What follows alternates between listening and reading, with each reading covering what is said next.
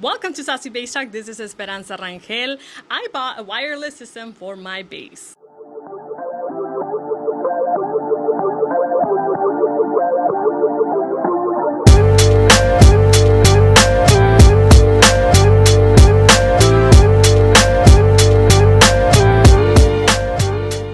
That's what we're going to talk about today. But before we do that, make sure to comment, like, and subscribe. And also, don't forget to ring that bell notification so that you do not miss any Saucy Bass Talk episodes. I also would like to thank Norteño Jama Studio for actually letting us record here again. So this seems to be our new Saucy Bass Talk home. We will be recording from this studio a lot.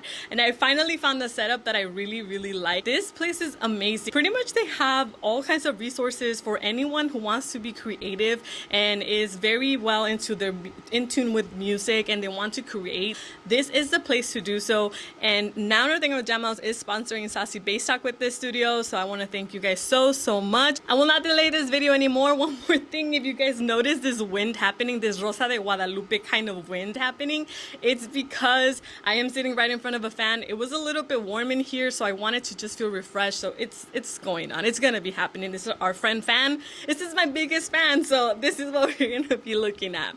So let's get started with the video. So I do play bass. I have a Fender 5-string beautiful American-made bass, but I do have to admit I'd be a little bit lazy sometimes for my gigs. I'm a freelancer. There's a reason why I stopped working with actual bands and went into just freelancing, because I don't like to do anything, and the whole like, oh hey, can you stay behind and help us like pick up the cables was just not sitting right with me. I did purchase a pair of wireless. I was working with the wireless before, but I didn't really care for it because guess what? It is wireless to you, but then you still have to connect the antenna, then connect this wire to this wire, and this wire to this little wire. Just a bunch of little wires.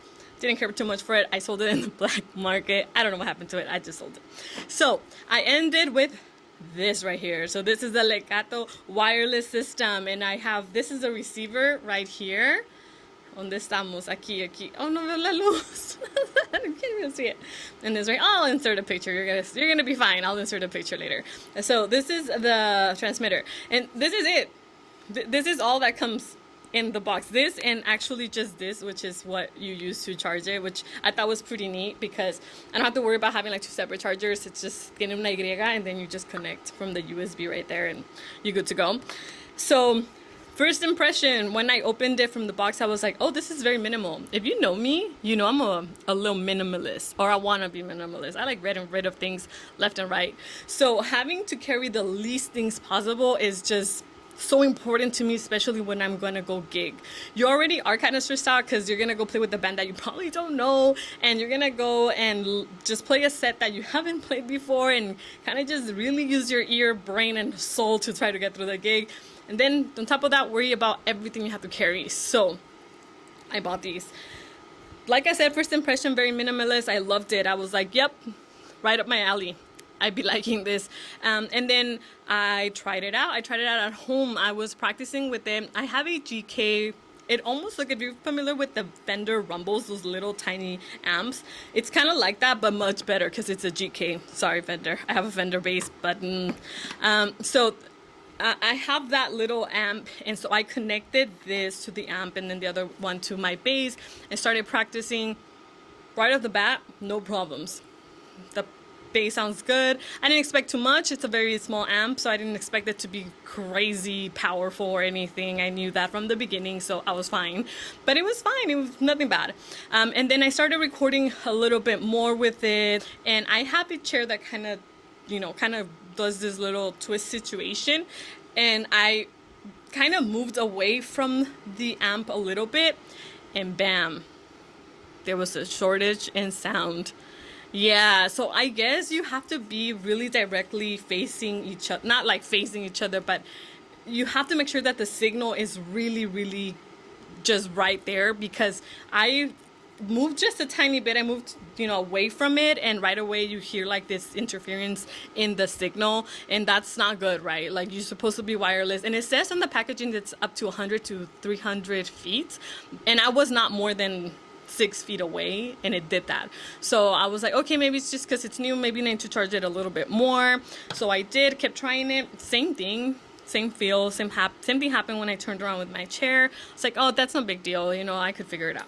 I took it out to my first gig, and it was a very minimal gig. It was just, if you're familiar with Norteño and Sierreño, I played with the Sierreño band that day. And so it was just the accordion player, the sextero singer, myself, and none of them had any of these with them. It was just me. Connected it to my amp. Now I use the bigger GK amp that I have and connected it there. Sounded great. I had no issues. I played I think I played 5 hours that night. No problem. Sounded great. But then I went to a different gig. It's a bigger venue, and it was more out in the open, but it was a huge place, almost like a rancho. And I connected it, but the musician that was there had the same exact one. And I didn't know until we connected and we were going to start the first song. And I go in, you know, as a bass player, the first song makes you or breaks you. You got to go in with power. Gosh, I was like, oh my gosh, like I couldn't hear anything. There was like this mixed signal going on, kind of like walkie-talkies. And I was like, no, I didn't even think twice. I knew immediately it was these. So I disconnected them right away and connected my cable that I had there with me. I took it just in case. Connected right away in the middle of the song. No need to stop the song. If you are stopping the song because you make a mistake, that's your mistake, stopping the song. Continue with the vibe. Anyway, so I didn't stop the song, and I just kept playing, and then I just kind of switched my stuff. And yes, so apparently if you are playing with someone and you're really close to them, this is gonna interfere with each other. And then said musician said like, oh, I think because we need to be in the same channel. And I was like, that doesn't make any sense because these don't have anything to change the channel in. I have this wireless XVive U4, and I use this for my in-ear monitors. And this has a channel. This one right here, the transmitter, has right here all the channels. So if you members of your band members have a different channel and you want to hear their mix, you connect to their channel, X, Y, and Z. But these ones don't. So I was like, I don't think that's the case. I don't think that's what's happening. I think that's just how it is. So I recommend these to go play. Short answer is yes. I mean, there was nothing wrong with it. If no one else has them in your band and, you know, you're playing at a small gig, small venue, sure, why not? Try to be kind of close to it, I think. I don't think you'll have a problem. Do I recommend them to play with these all the time? I don't think so. I think if you're playing in a bigger venue, you're better off using their stuff, just because a lot of the times the audio engineers know what they have and know what they're doing. Take your stuff just in case, your cable or whatever you use, just take it with you in case of anything. But I would say wouldn't use these for a bigger venue. I just couldn't trust them enough to do it. I will continue to use them though, especially at my practice times when I'm at home, when I know I'm not going to be moving around too much or anything. So I will continue to use them. I don't recommend them for big gigs. This is my honest opinion. Of course, you're more than welcome to try them out. And if you have a different review than me, please leave it down below and let me know what you think and what was your experience with them. All right, you guys, this was Saucy Bass Talk from the Norteño Jam Out Studio. Don't forget to subscribe to this YouTube channel and share it, and follow us on Instagram at Saucy Bass Talk.